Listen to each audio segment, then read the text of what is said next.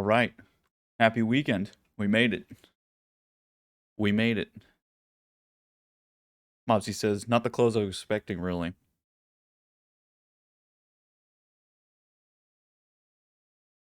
Basically looks like every other day. This is again where we get this. I would agree. I'm surprised you don't get anything. There's nothing getting taken profit here at all. Sort of if you don't get take profit here today, then it means that people are already in position for the week that comes after this, the week after that.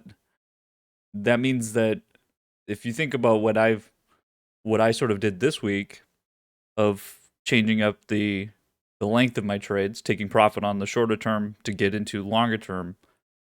If the market did that, there would be some sort of mark of that happening, but we don't have that. So I would say I would agree. Nothing at close. I mean, I guess you can give some points here, but at the end of the day, it's just the same trend. This is again where intraday moves. There's no timing. There is no such thing as timing any of the moves intraday. It's just the move from the close to the close here. That was it, which is quite a bit of points. A lot of points. So let's go over the week. The Dow just absolutely killing it. Earnings started this week. Banks starting on Wednesday. Banks absolutely killing it, and it hasn't gone away. That feeling in what you see, what you get. It didn't change the script. We were already on a we were sort of already on a path to that idea, and then we see the numbers and go, okay, yep, that's what we expected. We just continue as if nothing is really happening. And so again, if you think about where we are here, you feel good going into this weekend if you're in positions that you're going to have a lot of time to sit on a position here. The worst feeling right now would be as if you're not in positions, right? If you're not in a position, that's the worst feeling. And the second worst feeling is if you're in these positions that you're going to need to get out of very quickly here. And there's not a good way to do that because again, how do you now handle the situation of having to put your money into the market? It's the same trade. If you take a look at any of the trades I've captured through this area that are going on long term, it's the same thing to go buy it here because you're betting on the same thing to happen hereafter. But the difference is that the whole point of taking these longer term trades is to be able to push through any sort of moves to the downside that happen here. And we don't know exactly what that's going to be, but I know that I'll be able to push through them from my entry point. And so again, it gets kind of things start to get a little confusing based on when you're buying. And this is again sort of we need we need people to continue to buy, but at the end of the day, what are they buying for? They're buying for longer and longer, and to make then moves on the option side of capturing a move through a period of time. This would again be we're talking about a very long period of time here, and so there's not really an end in sight, and so you can't really bet on an end. And so the only thing you can do is okay, we're not going to bet on a value, we're just going to bet on time, that things will continue over time. And so again, that's a different trade. It's different than saying, oh, this is going to go up to all-time high in the next month, so I'm going to go bet on that. That's a very different thing from this price could just continue going for a year. I'm going to need more time. And so that's a very different thing. And again, that's not absolute yet. But if you think of the trend this week, even if you think about how did you capture price move this week, there was one day you could put a bunch of day trades and things on, I guess, where things were really what happened here? Where things were really taking off, right? There was one day basically, which everyone was a part of. But then again, there's volatility involved here on the growth side. And so do you really want to have to trade through this idea here of the volatility on the growth side, or do you want to just push through it one trade, a long-term idea that at the end of the week, that trade would equal the same? But if you tried to trade through here, you could be in a situation where you actually lost money. And there's again, what's happening is you're adding in problems to solve that you don't need to. And so then you start to get timing errors. And this is where we start to, if we just use this week, we go week to week. Having to figure out the timing there is never going to be perfect. Sometimes we'll get it and make money because of that timing. this is a good week to start understanding that, okay, even as even as simple it is to look back on this, this was very difficult to probably manage on most positions, and it was, and it really was. But on the Nasdaq, it looks so simple, right? The average looks so simple that you could just trade right through it. You don't even need to trade it. You're in, and you just keep pushing. There is not really a moment where you need to do anything, right? And that's the kind of trade you want to be a part of right now. Because here's the thing: is let's look towards next week. We have earnings continuing, right? What if you get another week like this, and then you get another week like that? Again, you're getting to a point where, okay, you're not on the ride. You're gonna have a hard time getting onto it. You're gonna have a very difficult time, and you're probably just not gonna do it. There's certainly, I was talking to a buddy of mine earlier today, and he was like, "Is there even any point of buying now?" Because he's like, "Well, isn't it already up so much? Like, what's the point of buying anymore?" And it's again, it's the same. It's that same concept, which is going to lead. It will lead to more volatility at some point, and that's the only thing we really have to worry about. But again, it's not this toppy this toppy idea right now. That's not what it is. Look at all the things that we have going on, like Doge coins and Bitcoins. Everyone understands that they're bubbles, right? But no one's doing right now. Right now, the anxiety is not this toppy discussion of, oh well, what if this is the top? That's not really what the fear of buying here is. They're not really scared of it coming all the way back down. That's not really what the fear is here. And the market is pricing that it's more of, what if people start to rush in because they're like, fuck man, I feel like I'm late. And so that's where I think next week, and as we get through earnings, we'll be able to get a better gauge of exactly what our timing is, because it's one thing to be in a position, ride this whole thing. It's another thing to realize when do we need to actually take profit on this move.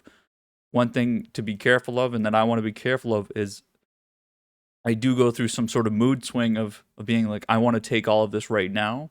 I think everyone shares this mentality. I think there's just times when it's like, okay, I'm just going to take this all right now. And I don't know what that is, right? I don't know what that is, but I would say that uh, if we do get into those areas where things really start to heat up, it's very important to stay the course of what we're doing and to realize, just draw a trend line right through it, right? Draw a trend line right through it, and let it come to the trend line, and maneuver around it uh, based on this plan and the way we're trading it, right? If you didn't put long-term trades on to get out of that trade because you got more points quicker than you thought.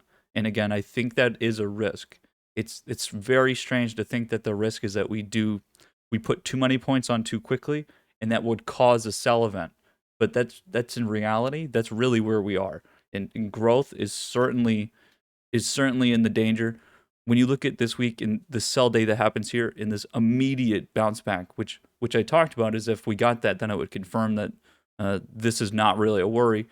Again, though, that can excuse me, that can happen where you get real hot here, and then you get one of this moment where everyone wants to just sell everything. There's no reason why they want to. We just sort of all do it.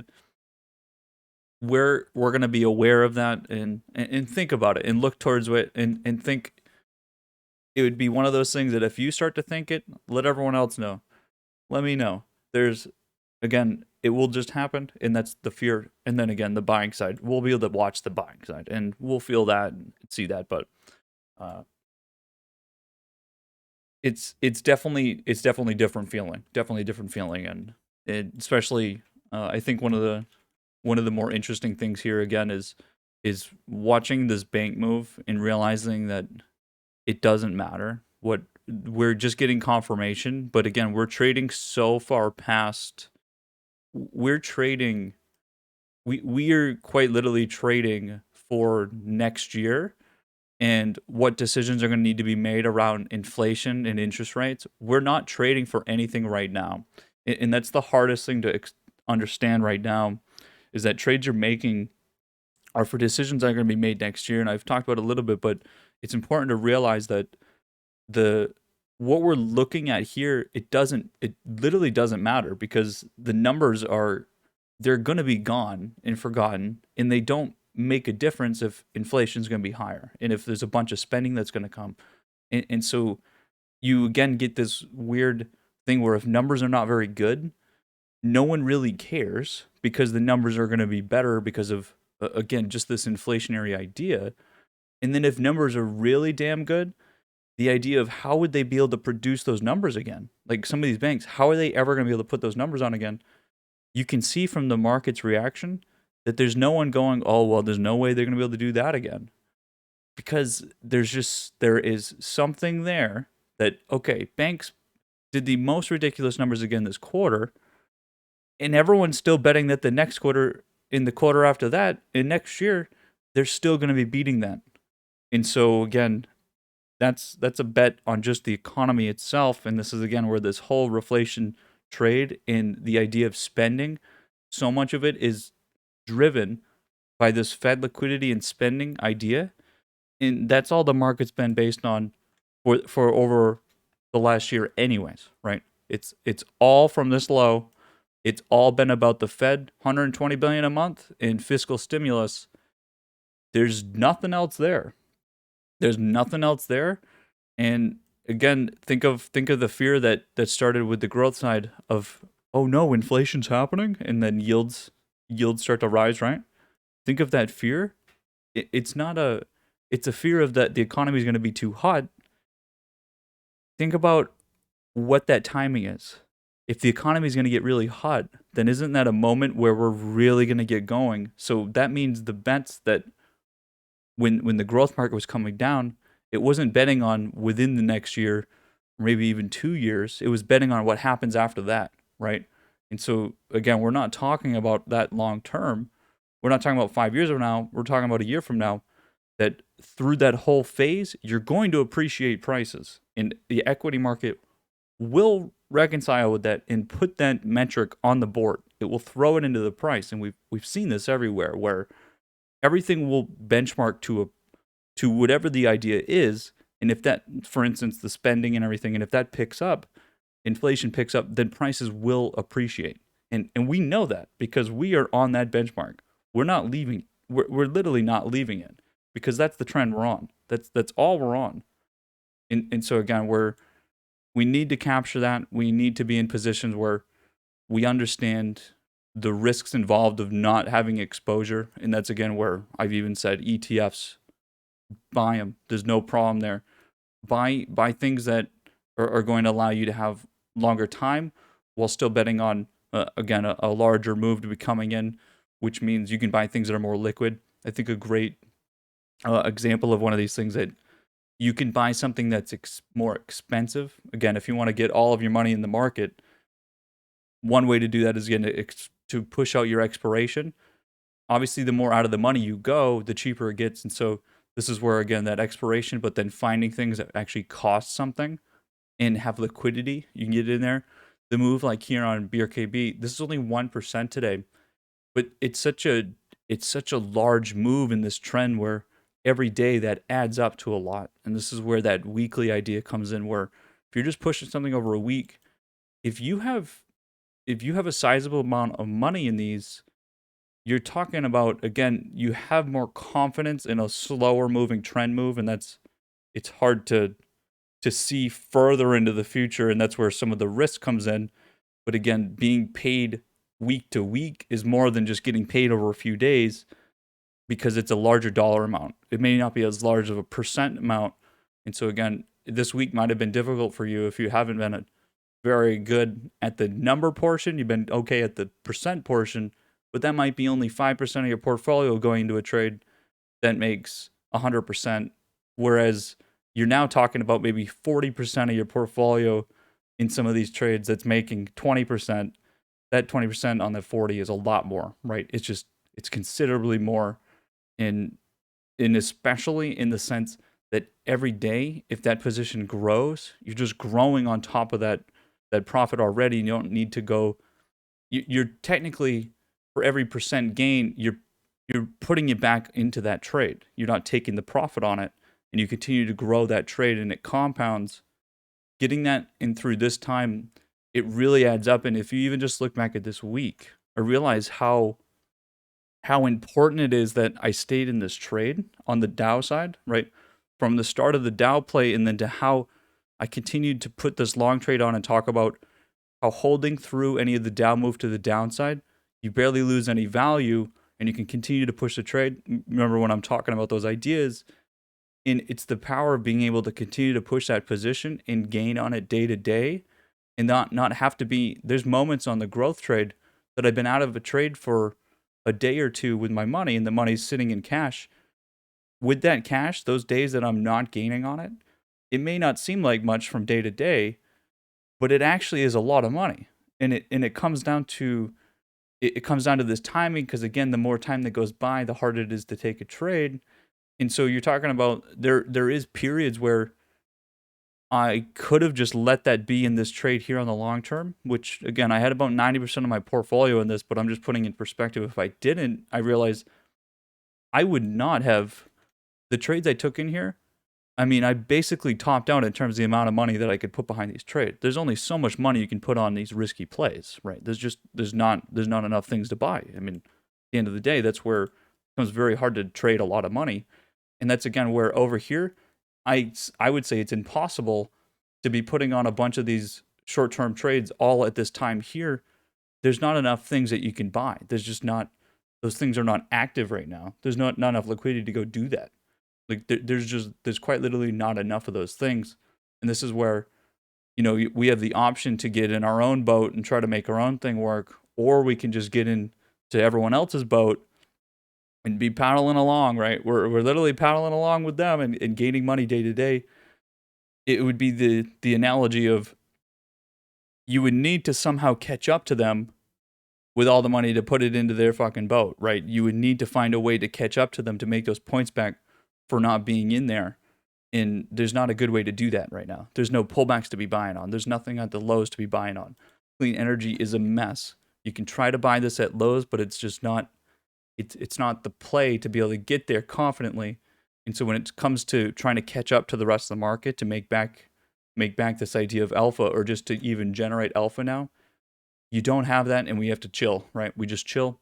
We're not going to do that. I think we have some great plays that came out through this week. When we start to look through some of the list and look at things here, the bio plays that came through, and understanding some of the logic behind these trades. Again, industrials, understanding the spending there, and that's not going away, right? It's not going away. The home building side has been very straightforward, sticking with those plays and not getting thrown off, right? Not getting thrown off through the week. Again, industrials, manufacturing, all continue to do very well. Not getting sucked into these trades, right? Like Blink here, oh, it's up 3.5% today. Again, just remove it from the purview. And it sucks to do that sometimes, because you can have a good idea and see something here, and then it doesn't work. Again, you got to throw those ideas out for the things that do work, right? Manufacturing, steel. As you look through, it should be very clear. It should be very clear. Again, we've had a few different ideas from value to trying to capture growth out of a breakout, and those paid well in a short-term sense, and some of those will continue, right? But really, the most consistent key to everything has been the value side, and how that's continued to trend through and not get this volatility around it. These moves on the growth side will fuck you, and I've talked about it. They will still be they will be the only area that will cause pain. They will. They've caused a lot of sort of nice trades and a lot of money, right, in the short term. It's still that side. That's the only side that is going to negatively affect you.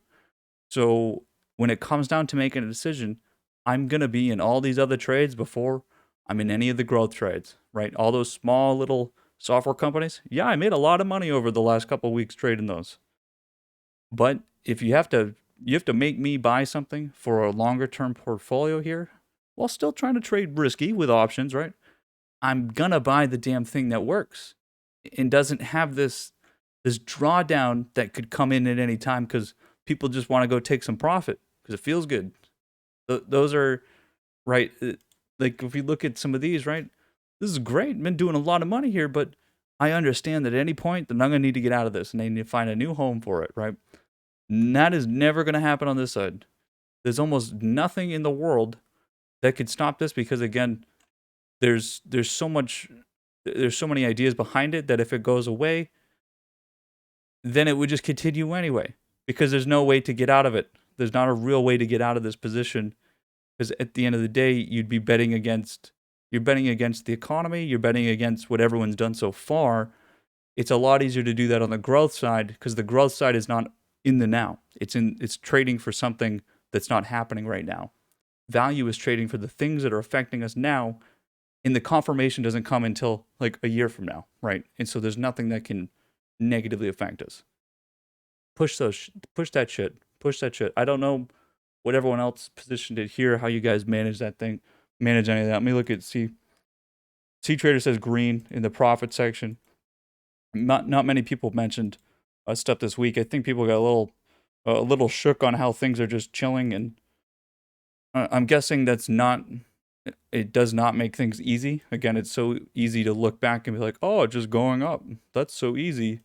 Again, this is the lie of the market is to say, "Oh, well, you just gotta buy something, you'll be good, man." It's so easy to say that. Again, it's not easy to change the script and change up ideas either. But again, this is the difference between just doing something and not. In everyone has some sort of voice in the back of their head that says, "Oh, that can't keep going. Oh, that can't keep going." And you have to remove that because does that person? Do you even know? Do you realistically even know if like do you have any clue? No, I don't even. Right, but I know a little bit more. And the reality is that there's nothing that should go. Oh, this has to come down. This has to stop. And does anything? Is there anything that has to make price stop? There's really nothing. I mean, it doesn't matter wherever prices could have been back here. And yeah, September came down, right? Over here, we had this weird price action here. Things can happen, sure. But is there anything like blatantly that has to stop price? No. Price could go down, price could go up, sure. But if things are on a trend and continuing, then you don't bet against it. That's not how you don't get to decide these things. And so again, there's that tone in that mode of trying to time things here is not going to work. It's one thing to buy pullbacks because of confidence in the market. It's another thing not to buy here because of you don't know. You didn't know over here either. So again, you don't know here either. How do you know to buy? I mean, so again, how do you know to sell? How do you know you're really selling at the point? Think of all the trades that we sold back here that you could have held through right now and you'd be doing great. Again, it's so that idea that we have not to do things because of something that could happen. It's the same reason why we buy things because of something that could happen. So they cancel each other out, and it means just go with what's happening. Go with the flow, right? Don't fight the current here. It's going to get harder and harder. I would say in terms of those of you that didn't maybe have a good time this week and don't like what the market's doing here because you feel like, okay, I can be more nimble if the market's kind of volatile and trading back and forth. Again, you don't get to decide. I don't get to decide. I can't trade how I want to trade if the market's not letting us in those opportunities, right? And so this is again where you have to just accept the terms of price and realize that there's nothing you can do. You can't force things to happen. And this is where you can't go, I'm going to sit on the sidelines and be a little bitch until price comes back to how I want to trade it. And people will do that. And that's what literally the dialogue in their head. They'll go, oh, I'll just wait for the next opportunity. Not realizing that there's an opportunity in front of you now.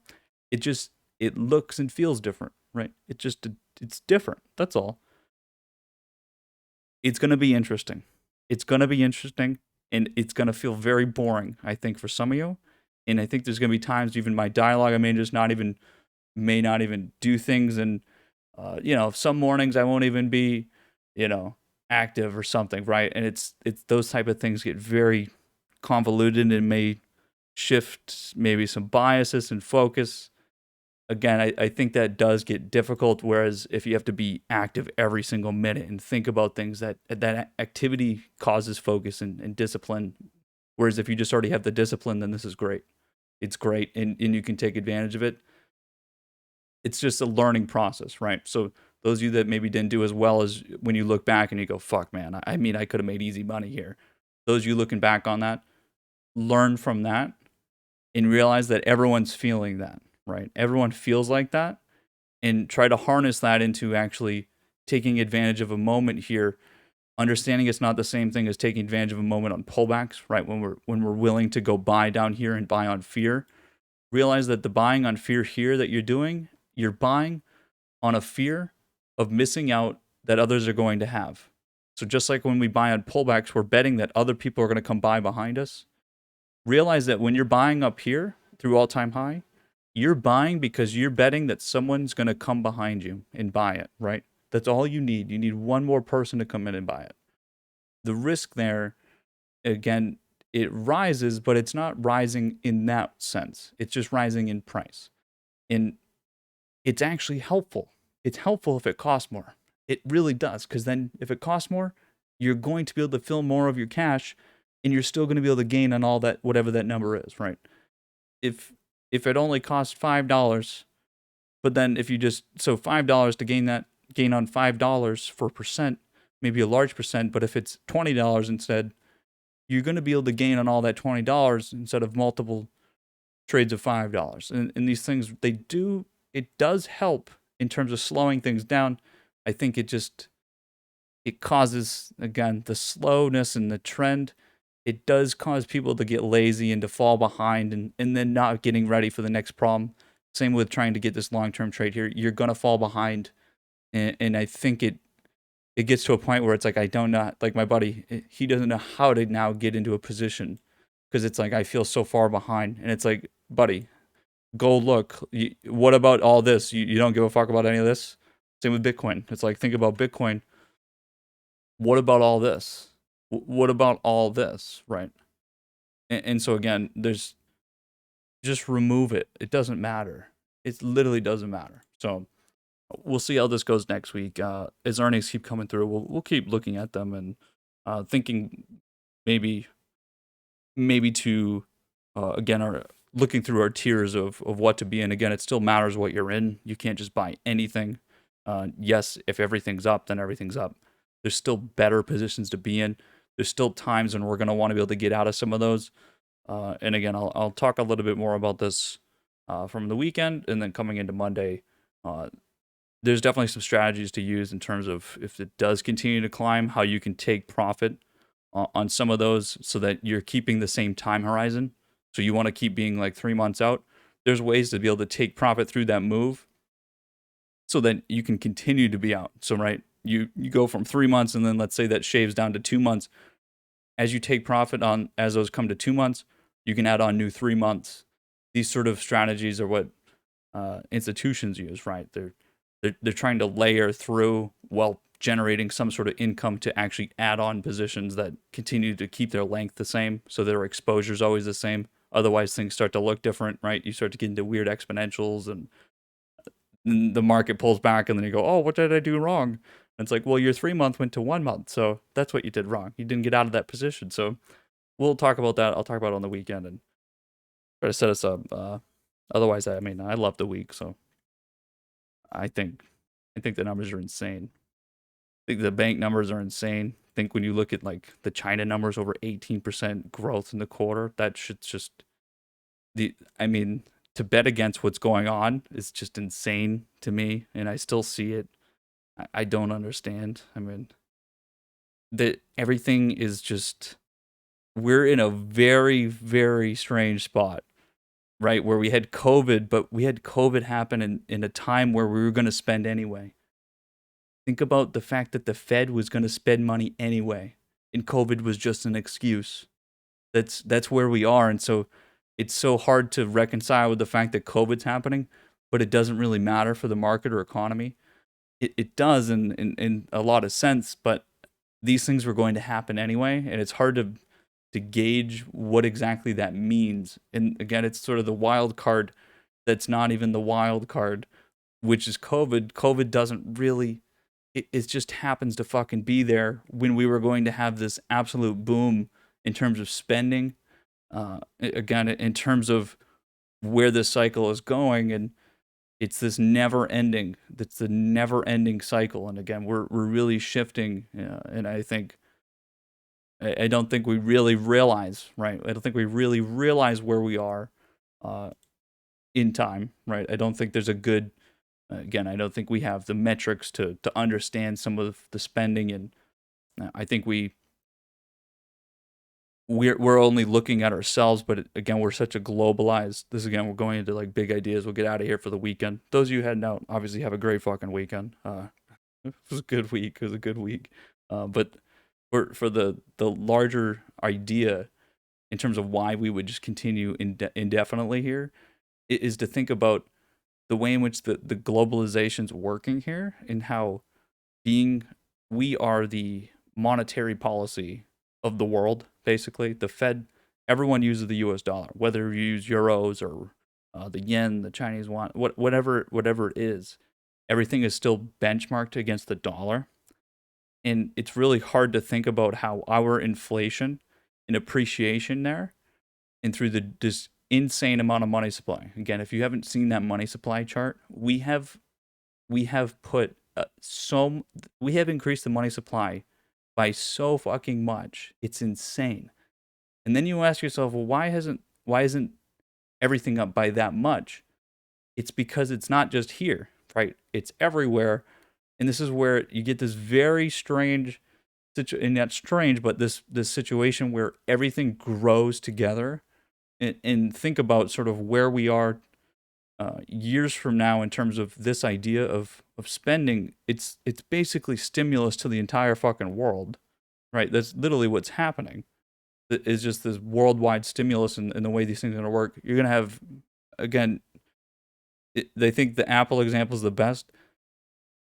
If you think of a few years ago when we had the caravans going and stuff, there was Republicans complaining that there was people from Latin America immigrating up to the United States and try to get into the United States that had iPhones. Republicans were like, why do these fucking people from from down there have iPhones? And you start to put it in perspective, you can be fucking trying to leave your country because of bad things going on and have a fucking iPhone. You can be homeless and have an iPhone, right? If you bring that idea further, it's not like we live in a world where it's just us. It used to be that it was just us and everything that mattered was just about us. You have to bring into the fact that there's only so many of us in the market, and as the market continues to grow, think about what that does to price, right? Again, this demand factor of if we just have this consistent flow of demand come in, and it can be from just other people in the world being lifted out of poverty because of our own inflation, which doesn't go to their books. It just causes the dollar that they have in their hands to be worth more in their country. And this again, it's backwards. It seems very backwards, but that's exactly where it is here. And again, that can drive this constant demand, and that's where a lot of the bank idea and a lot of the value idea comes in. Is that these value companies don't grow. They don't grow. They stay the same size. So why are we jacking prices up so much on value? Because there's an expectation that these things they are going to be larger than they are right now, which is, again, it doesn't really add up to what they are. Why would there need to be more energy production? Yeah, I mean, the population grows year to year. Why do we need more energy production? Doesn't make sense. Isn't that just always the same? It's constant. Yeah, it grows on a trend. So why are we expecting so many higher prices, right? These sort of things really start to come into question. And again, it's a question of spending. If you have money, you spend it. And that spending, again, is going to drive. It's really going to be the driving force of some of these ideas. That's why the fucking Dow is doing so well here. A lot of those things are just like, even, again, it's these ideas that haven't happened yet, that it's just going to be driven by government spending and endless spending.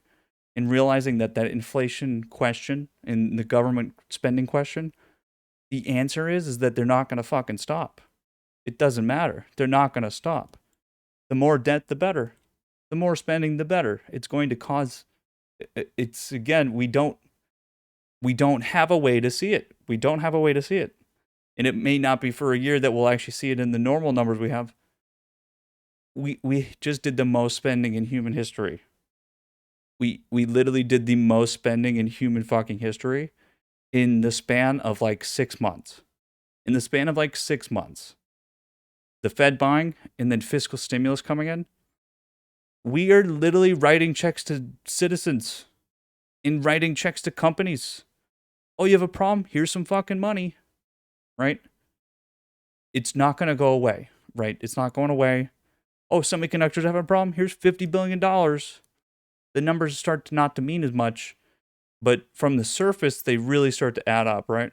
Whether this drives people into poverty and, the K-shape idea, I mean, that's another discussion. And obviously, we have a lot of social justice issues and inequality issues. And yeah, there's going to be a fucking problem. And the Fed is the largest creator of inequality in the world, absolutely, because again, you're printing money and giving it to the largest corporations in the world and giving money to the richest people. And yeah, I mean, that's gonna be a problem, but it's still at least the baseline's rising, and we have to realize that and look through some of that and say, okay, the spending will make things better and it's not gonna go away. So okay, these things will add up, right? It's gonna add up, and the thing to remember is eventually it will slap us in the face.